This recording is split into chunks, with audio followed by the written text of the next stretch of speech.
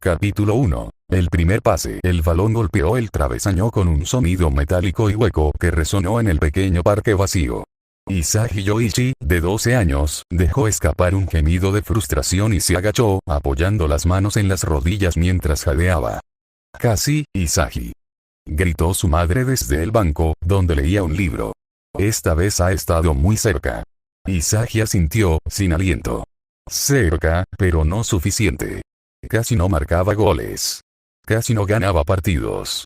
Un aplauso lento y deliberado sonó desde la entrada de la valla. Isagi se giró, y una sonrisa instantánea iluminó su rostro sudoroso. Sae Yoichi, de 15 años, se apoyaba contra la verja con una expresión que oscillaba entre la indulgencia y su seriedad habitual. Llevaba su mochila de instituto al hombro y una bolsa de deporte. Su presencia, incluso a esa edad, tenía una cualidad imperturbable que hacía que el mismo aire pareciera más quieto a su alrededor. «Tu centro de gravedad está demasiado alto cuando rematas de volea», dijo Sae, acercándose. Su voz era clara, sin la calidez efusiva de su madre, pero no por ello menos interesada. «Te balanceas hacia atrás en lugar de mantener el torso sobre el balón. Pierdes potencia y precisión. Es más difícil de lo que parece», protestó Isagi, aunque sus ojos brillaban con avidez. Las correcciones de su hermano eran oro puro. «Nada lo es si se practica con la mentalidad correcta», replicó Sae. Dejó su bolsa en el suelo y se acercó. «Enséñame. Pásamela». Los siguientes 20 minutos fueron una lección intensa. Sae no era un profesor paciente ni cariñoso, pero sus instrucciones eran tan precisas como sus pases. No decía «hazlo mejor», decía «el punto de impacto debe ser aquí, el pie de apoyo apuntando allí, el tobillo de remate bloqueado». Isagi lo absorbía todo como una esponja, intentando replicar cada movimiento, cada microajuste. Admiraba a su hermano con una devoción absoluta. Sae no era solo su Nisan, era el mejor futbolista que había visto nunca. Un genio. Y el hecho de que ese genio compartiera su apellido y su techo lo llenaba de un orgullo y una ambición feroces. «¿Y cómo te fue en el entrenamiento, Sae?», preguntó la madre, guardando su libro.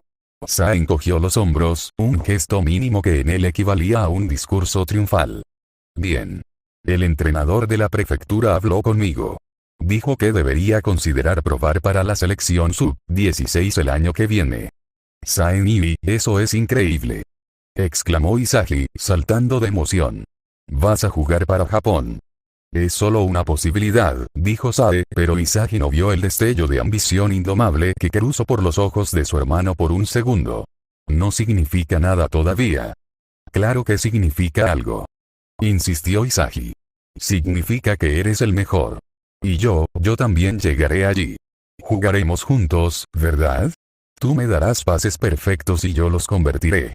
Recogió el balón y se lo lanzó a su hermano. Sae lo atrapó con un solo toque, domándolo al instante. Miró a su hermano menor, a sus ojos llenos de fe y de un sueño que aún no había sido erosionado por la realidad. Por un instante, algo se suavizó en su rostro. «Enfócate en aprender a rematar primero, Isagi», dijo, pero su tono no era cortante. Era casi una promesa. «Luego hablamos de pases». Le devolvió el balón con un pase firme y perfecto que llegó justo al pie de Isagi. Los años pasaron. Isagi, ahora en la escuela media, luchaba por hacer despegar su propio talento en el mediocre equipo del instituto. Sae, por otro lado, era una estrella ascendente imparable.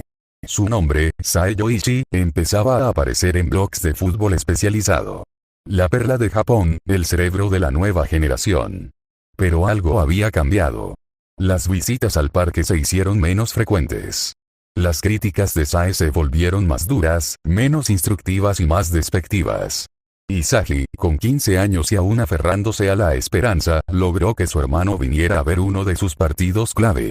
Era su oportunidad para demostrarle que estaba mejorando, que podía ser un delantero a la altura de sus pases. Fue un desastre. Isagi corrió como un poseso, pero cada vez que estaba en posición, el pase no llegaba, o llegaba mal. Sus compañeros no veían los espacios que él veía. Él no tenía la técnica para crearlos por sí solo. Falló una clara ocasión de gol en el minuto final, disparando por encima del larguero con la desesperación nublando su juicio. Después del partido, encontró a Sae esperándolo fuera del vestuario. La expresión de su hermano lo heló hasta los huesos. No era enfado. Era algo peor, decepción pura y fría. ¿Eso es todo?, preguntó Sae, su voz un filo. ¿Correr sin rumbo y fallar cuando importa? Ellos no entienden. No me dan buenos pases, masculló Isagi, sintiendo como el calor de la vergüenza le subía por el cuello. ¿Y por qué tendrían que dártelos?, espetó Sae. No te mueves para crear ángulos. No exiges el balón. Solo esperas. Esperar es de perdedores. El fútbol de aquí es débil. Esto es un callejón sin salida. No es verdad. Si tú me dieras un pase, yo. ¿Tú qué? Lo interrumpió Sae, clavándole una mirada que parecía disecarlo. La fallarías como acabas de hacer. No hay talento aquí, Isagi. Solo mediocridad conformista. Isagi sintió que el mundo se le venía encima. Las palabras de su ídolo, su hermano, le quemaban más que cualquier insulto de un rival. ¿Y qué se supone que haga?, preguntó, con la voz quebrada. Sae lo miró por un largo momento, como si evaluara una pieza defectuosa. Deja de depender de los demás. O encuentra una manera de ser indispensable, o abandona. Este fútbol no te llevará a ningún sitio. A mí no me va a retener.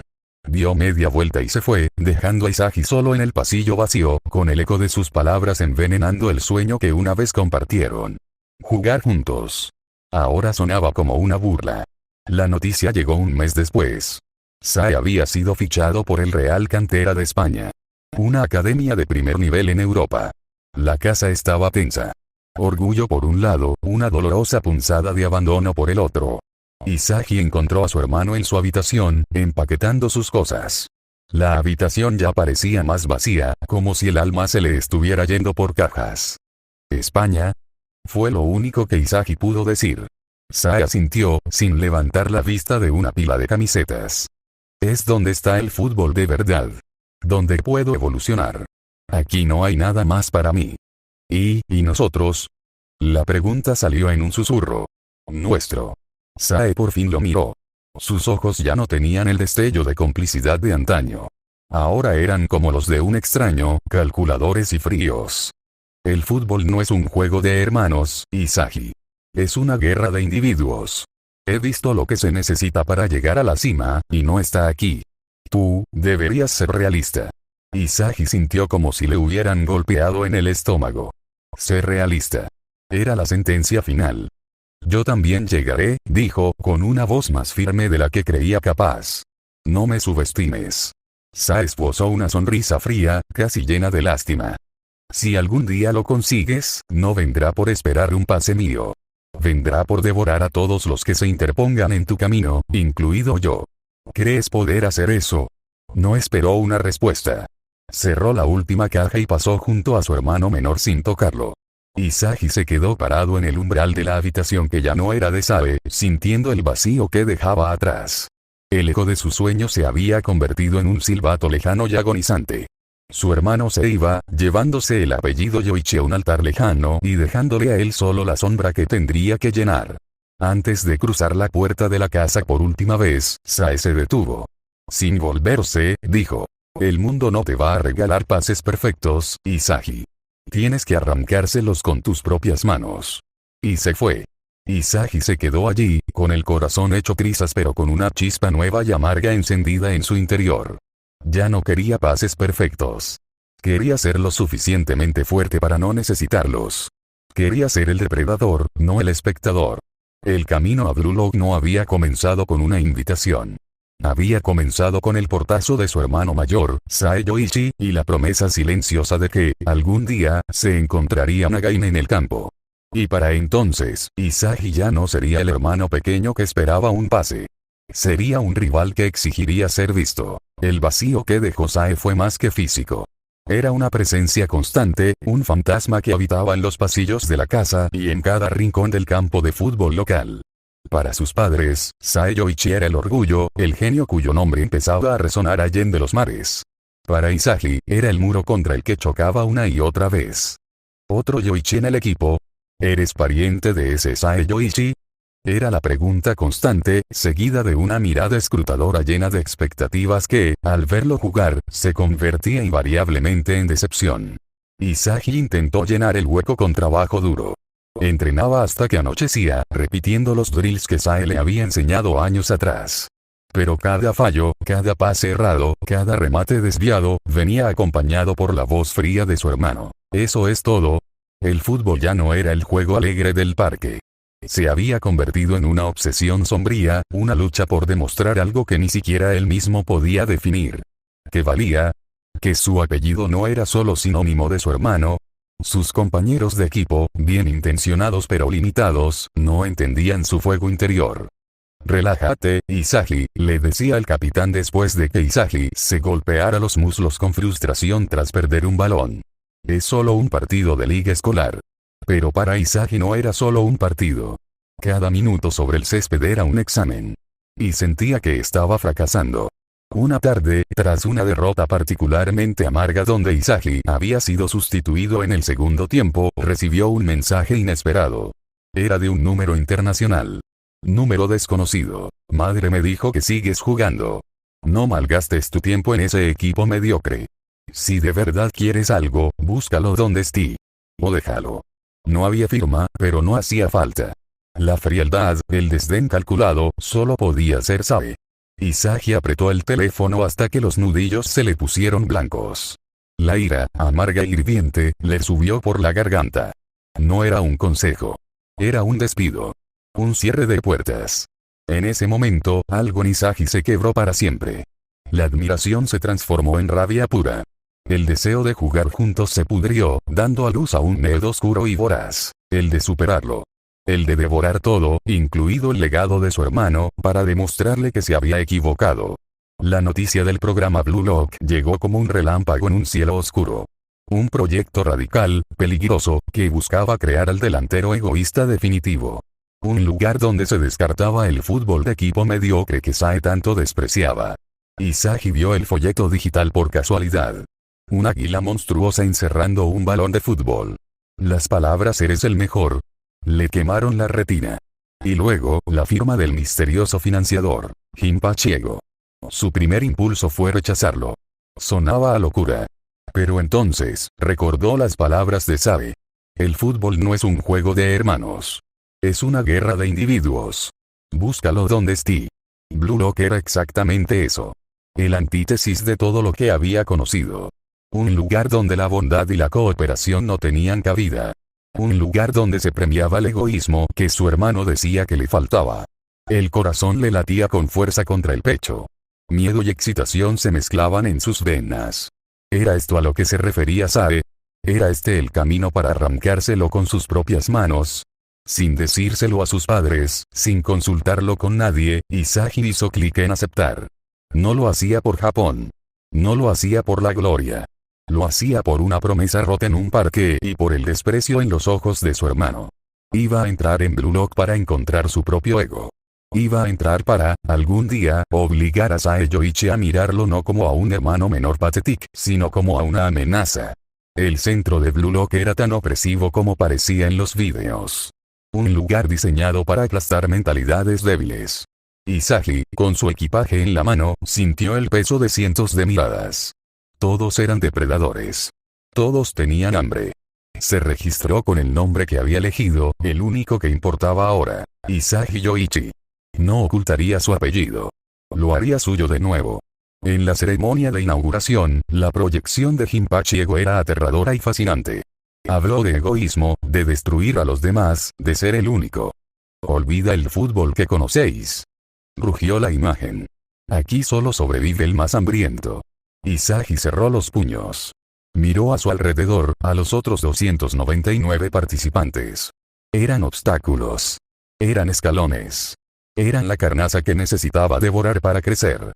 El primer partido estaba a punto de comenzar. Isagi se alineó en el campo, el corazón embistiéndole el pecho. Ya no estaba el niño que esperaba un pase perfecto. Estaba un joven enfadado, con el orgullo hecho trizas y una sed de demostración que lo consumía por dentro. El silbato sonó. Isagi corrió. No con la esperanza de recibir un pase, sino con la intención feroz de tomar el balón. De encontrar ese espacio, ese instante, ese resquicio que solo él pudiera ver. Para convertir. Para ganar. Para que, en algún lugar de España, una noticia o un rumor llegara a oídos de Sae Yoichi. para que supiera que su hermano menor no se había rendido. Que estaba en la jaula, afilando los dientes. Y que iba a por él. El primer pase de la prueba llegó a sus pies de forma brusca, forced. Isagi lo controló de forma torpe, bajo la presión inmediata de un defensa que era más grande y más rápido. Por un milisegundo, el pánico lo inundó.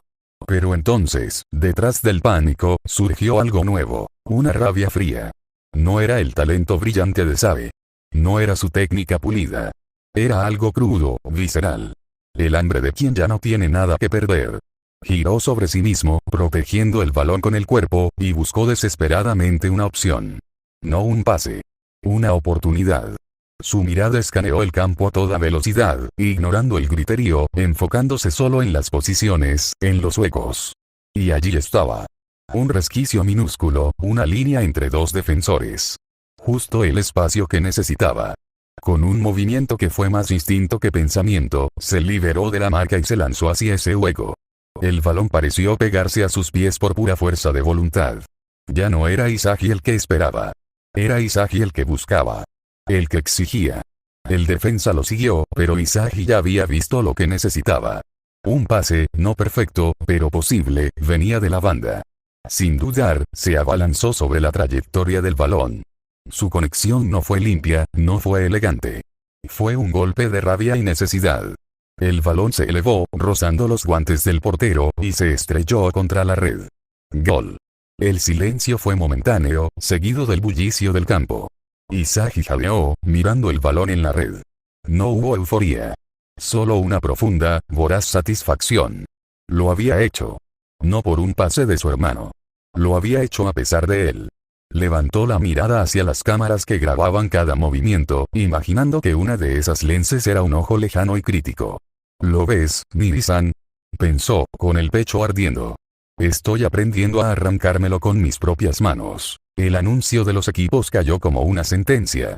Equipo Z. Isagi miró la lista, un nudo de nervios y determinación en el estómago. No conocía a ninguno de los nombres, pero eso ya no importaba. Aquí todos eran enemigos, incluso los que vestirían la misma camiseta. Eso era lo que Ego quería, lo que el propio Isagi necesitaba para sobrevivir. La habitación era espartana, un recordatorio más de que el confort era una debilidad. Los otros chicos ya estaban dentro, midiéndose entre sí con miradas desconfiadas. Un gigante de pelo oscuro y expresión feroz, Kunigami, un tipo con un afro imposible de ignorar, Bachira, un individuo de mirada aguda y calculadora, Nagi, aunque su pereza era palpable incluso a distancia, y un chico más pequeño pero con una intensidad eléctrica, Chihiri, entre otros.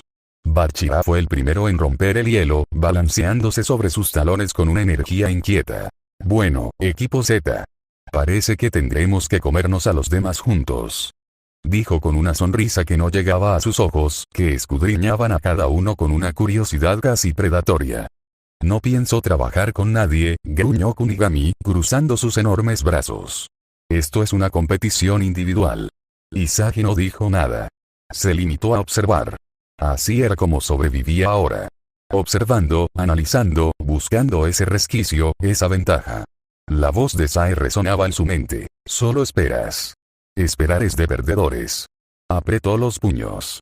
Ya no esperaría. Tomaría. El primer partido contra el equipo y fue un caos.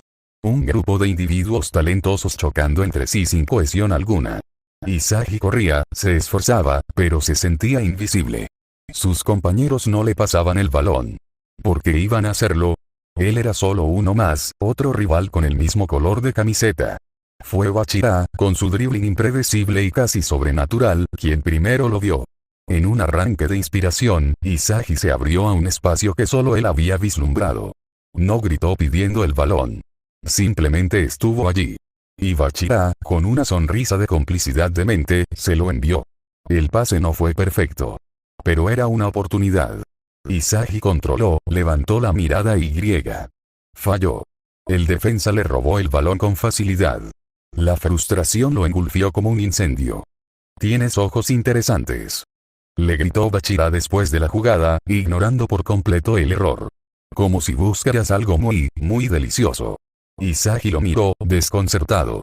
Esa era la misma hambre que él sentía, pero expresada de una manera tan diferente, tan libre. Mientras Izagi se consumía en su obsesión silenciosa, Bachira jugaba con la suya. En el descanso, estaban perdiendo. La derrota olía a humo y sudor. Kunigami refunfuñaba sobre el egoísmo de los demás, Chihiri se retiraba e hintó su caparazón de desinterés fingido, y Nagi bostezaba. Izagi se apoyó contra la pared, respirando hondo. «¿Eso es todo?», susurró la voz de Sae en su interior. «¿Vas a fallar cuando importa, otra vez?». «No. No esta vez. Tenemos que pasarle el balón a Izagi», dijo de repente Bachira, rompiendo el silencio tenso. Todos lo miraron, sorprendidos, incluido Izagi. «¿Él? ¿Por qué?», preguntó Kunigami con escepticismo. «Porque es el único que mira hacia adelante buscando el gol», respondió Bachira, como si fuera lo más obvio del mundo. «Los demás solo miran sus propios pies o al rival que tienen enfrente. Él ve el partido. Ve el menú». Izagi sintió un vuelco en el pecho. Alguien lo había visto. Alguien, en medio de esa guerra de egos, había reconocido su arma más valiosa, su visión.